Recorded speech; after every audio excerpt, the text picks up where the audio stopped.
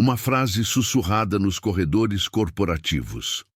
Um olhar de desprezo, uma aposta contra o improvável. Esta é a história de alguém que ouviu "você nunca será o chefe", tantas vezes que essas palavras se tornaram combustível para uma transformação extraordinária. Mas o que aconteceu naquele primeiro discurso foi tão impactante que mudou não apenas uma carreira, mas a percepção de todos ao redor. Prepare-se para uma jornada de superação que vai fazer você questionar tudo o que pensa saber sobre liderança e determinação. Capítulo 1. O invisível do escritório. Era 2018 quando Marina chegou à Corporação Delta, uma das maiores empresas de tecnologia do país, localizada no coração empresarial de São Paulo. O prédio de vidro espelhado refletia as ambições de quem passava pela Avenida Paulista. Mas para Marina, de 28 anos, recém-formada em administração por uma universidade pública, aquele lugar representava muito mais que um emprego. Era sua chance de provar seu valor. Mas a realidade foi cruel desde o primeiro dia. Enquanto outros trainees eram direcionados para projetos estratégicos, Marina recebia sempre as tarefas que ninguém queria: organizar arquivos antigos, fazer relatórios burocráticos, atualizar planilhas intermináveis. Seu cubículo ficava no canto mais escuro do andar, longe das reuniões importantes, longe das decisões que realmente importavam. "Ela não tem o perfil", sussurrava Rodrigo, supervisor sênior, para seus colegas durante o intervalo para o café. "Vem de uma família simples, estudou em escola pública, não tem os códigos da nossa cultura corporativa." As risadas discretas ecoavam pelo ambiente, sempre quando Marina passava carregando pilhas de documentos. O pior não eram nem as tarefas menosprezadas. Era a sensação de invisibilidade. Durante as reuniões matinais, quando Marina tentava contribuir com ideias, o silêncio se instalava na sala. Seus comentários eram ignorados, suas sugestões descartadas sem discussão. Era como se ela fosse um fantasma vestido de terno. Certa tarde de quinta-feira, Marina ouviu uma conversa que a marcaria para sempre. Escondida atrás da impressora, ela presenciou uma aposta entre 3 gerentes. "Quanto tempo vocês acham que ela vai durar aqui?" perguntou Sandra, da área comercial. 6 meses no máximo, respondeu Carlos, do financeiro. "Ela nunca vai conseguir subir nesta empresa. Não tem o que precisa para ser líder." Naquela noite, sozinha em seu apartamento no Tatuapé, Marina chorou. Mas suas lágrimas não eram apenas de tristeza. Havia uma chama de determinação ardendo dentro dela. "Eles vão se arrepender", murmurou para si mesma, olhando pela janela as luzes da cidade que nunca dorme. Capítulo 2. A conspiração silenciosa. Os meses seguintes revelaram uma verdade ainda mais perturbadora. Marina começou a perceber que sua exclusão não era casual. Era sistematicamente planejada.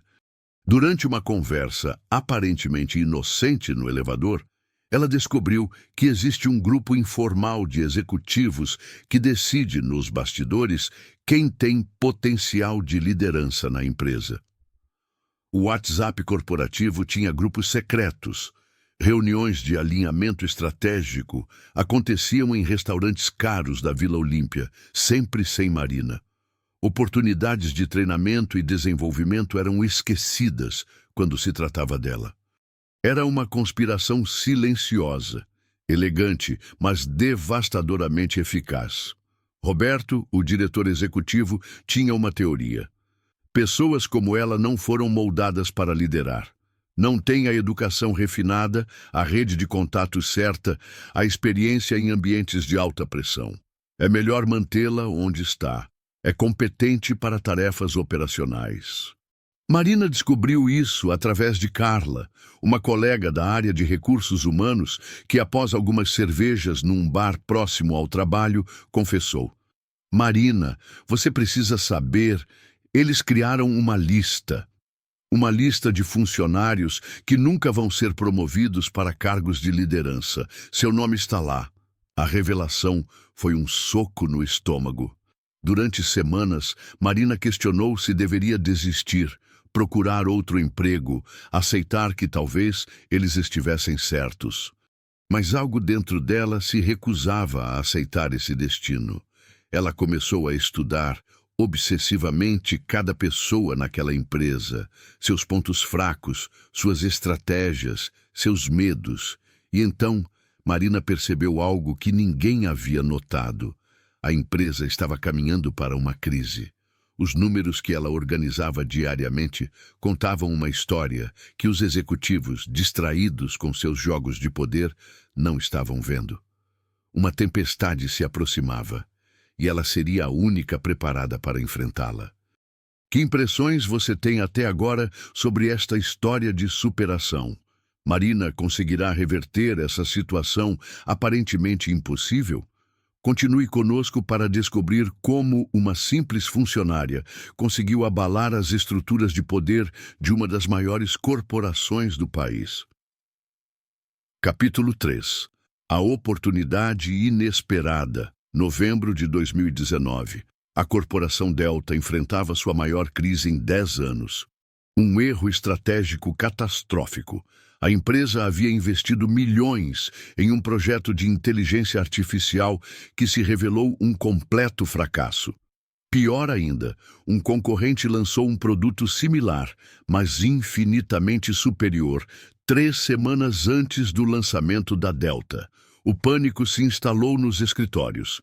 Reuniões de emergência aconteciam dia e noite. Roberto, o diretor executivo, estava visivelmente abalado. Os acionistas exigiam respostas. A imprensa especializada especulava sobre uma possível venda da empresa. Era o caos total. Foi nesse momento de desespero que Marina viu sua chance.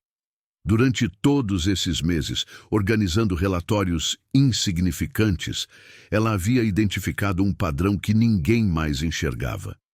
Nas planilhas que atualizava religiosamente, Marina descobriu que a empresa tinha um ativo subestimado, uma base de dados de comportamento de consumidor que valia muito mais do que qualquer tecnologia de inteligência artificial. Numa segunda-feira cinzenta, Marina fez algo que jamais havia feito. Pediu uma reunião particular com Roberto. Ele quase riu quando a secretária anunciou a solicitação. A Marina? A da organização de arquivos? O que ela pode querer? Mas a reunião aconteceu. Durante 20 minutos, Marina apresentou uma análise que deixou Roberto em silêncio. Ela não apenas identificou o problema real da empresa, mas propôs uma solução completa, baseada em dados que só ela havia compreendido verdadeiramente. Senhor Roberto, disse Marina com uma firmeza que surpreendeu a ela mesma, a empresa não precisa de tecnologia mais avançada. Precisa entender melhor seus clientes. E eu tenho a chave para isso. Roberto ficou tão impressionado que fez algo inédito. Convocou uma reunião extraordinária da diretoria para o dia seguinte. Quero que todos ouçam o que Marina tem a dizer, anunciou. O choque foi generalizado. Sandra, do comercial, questionou. Marina, a estagiária que organiza papéis? Ela não é mais estagiária há 2 anos, corrigiu Roberto friamente. E talvez seja a pessoa mais informada desta empresa sobre nossos dados reais. Naquele momento, Marina soube que sua vida estava prestes a mudar para sempre. Mas ela também sabia que tinha apenas 24 horas para preparar a apresentação mais importante de sua vida. Queremos agradecer imensamente a você que permaneceu conosco até aqui. Sua atenção e interesse fazem toda a diferença. Mas posso garantir uma coisa. O melhor ainda está por vir. O que Marina fez nas próximas horas vai surpreender até mesmo os mais céticos. Capítulo 4. A preparação secreta. A noite de segunda para terça-feira foi a mais longa da vida de Marina. Ela sabia que tinha apenas uma chance, e essa chance precisava ser perfeita. Não era apenas uma apresentação, Era uma declaração de guerra contra anos de menosprezo e subestimação. Marina trabalhou até às 4 da manhã em seu apartamento. Sua mesa de jantar se transformou num centro de operações. Laptop, impressora, dezenas de gráficos, planilhas coloridas espalhadas por todos os lados. Ela não estava apenas preparando dados, estava construindo uma narrativa que revelaria a verdade sobre a corporação Delta. O que ninguém sabia é que Marina havia desenvolvido, nos últimos meses, uma metodologia própria de análise comportamental. Usando as informações que coletava diariamente, ela criou um mapa completo dos padrões de consumo da base de clientes da empresa.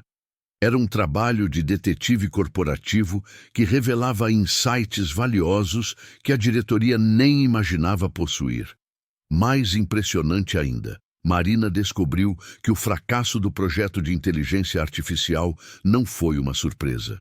Os dados que ela organizava há 2 anos já indicavam que aquele caminho não funcionaria, mas ninguém havia perguntado sua opinião. Ninguém havia consultado a pessoa que conhecia melhor os números reais da empresa. Na manhã de terça-feira, Marina chegou ao escritório 2 horas mais cedo. Vestiu seu melhor terno, um conjunto azul marinho que havia comprado com o dinheiro economizado durante meses. Ensaiou seu discurso no espelho do banheiro feminino, ajustou cada entonação, cada pausa estratégica. Às 9 da manhã em ponto, a sala de reuniões da diretoria estava lotada. Todos os grandes executivos estavam lá.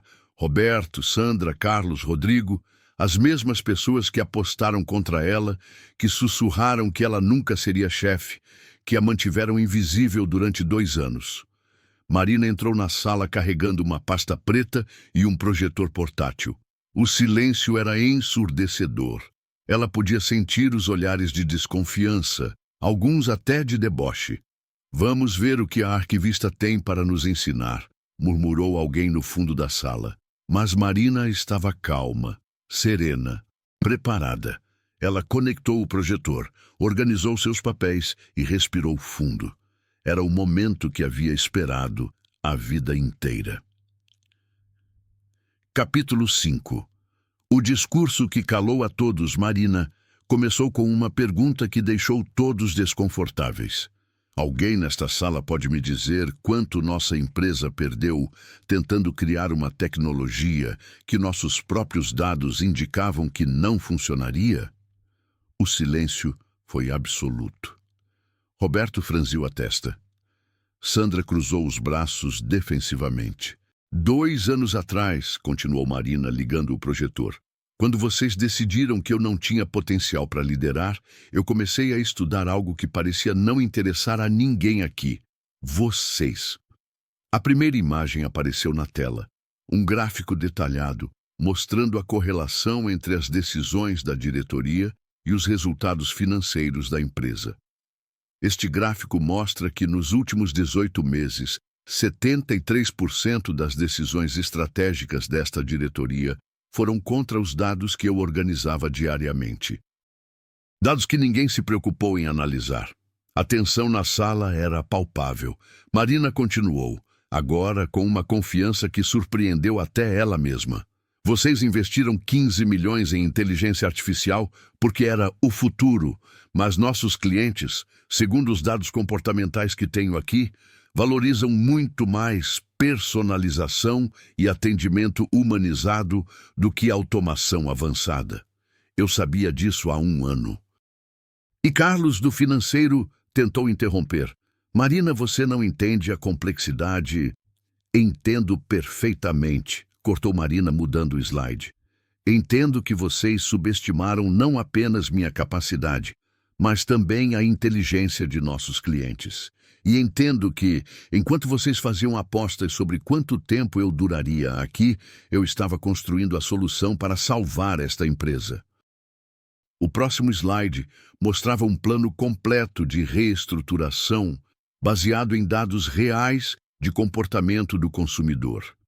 Marina havia desenvolvido uma estratégia que não apenas resolveria a crise atual, mas posicionaria a corporação Delta como líder em personalização de experiência do cliente. Minha proposta é simples, disse Marina, agora caminhando pela sala com a autoridade de quem conhece cada número, cada detalhe, cada possibilidade. Parem de tentar impressionar o mercado com tecnologia que nossos clientes não querem. Comecem a usar a inteligência que já temos, dados comportamentais reais, para criar experiências verdadeiramente personalizadas. Durante os próximos 20 minutos, Marina detalhou uma estratégia tão sólida, tão bem fundamentada, que os executivos ficaram literalmente sem palavras.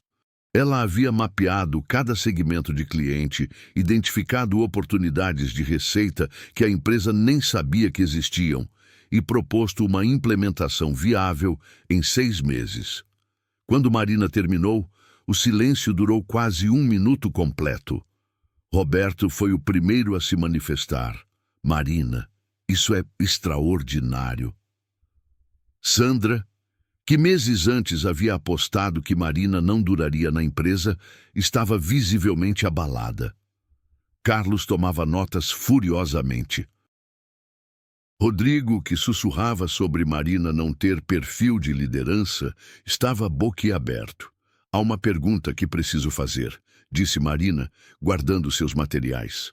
Durante estes 2 anos, quantas oportunidades como esta a empresa perdeu, porque vocês decidiram que determinadas pessoas não tinham potencial? Quantas soluções foram ignoradas porque vieram de quem vocês consideravam invisível? A pergunta ecoou pela sala como uma sentença. Marina saiu da reunião sabendo que havia mudado não apenas sua carreira, mas a cultura inteira daquela empresa. 3 semanas depois, Marina foi promovida a diretora de estratégia de cliente. 6 meses depois, seu plano havia aumentado a receita da empresa em 40%. 1 ano depois, ela se tornou a vice-presidente mais jovem da história da corporação Delta. E a primeira decisão de Marina como líder? Criar um programa para identificar talentos subestimados na empresa. Pessoas que, como ela, tinham potencial ignorado por não se encaixarem no perfil tradicional de liderança. Esta história nos ensina que, às vezes, as maiores vitórias nascem dos momentos mais sombrios. Mas você, que nos acompanhou até aqui, o que pensa? Já viveu algo parecido? Conhece alguém que passou por uma transformação similar? Compartilhe sua opinião nos comentários. Sua experiência pode inspirar outras pessoas. Se esta história tocou você de alguma forma, inscreva-se no canal para mais histórias de superação que vão marcar sua vida. E não perca nosso próximo vídeo recomendado, onde contaremos sobre outra reviravolta impressionante que vai deixar você sem palavras.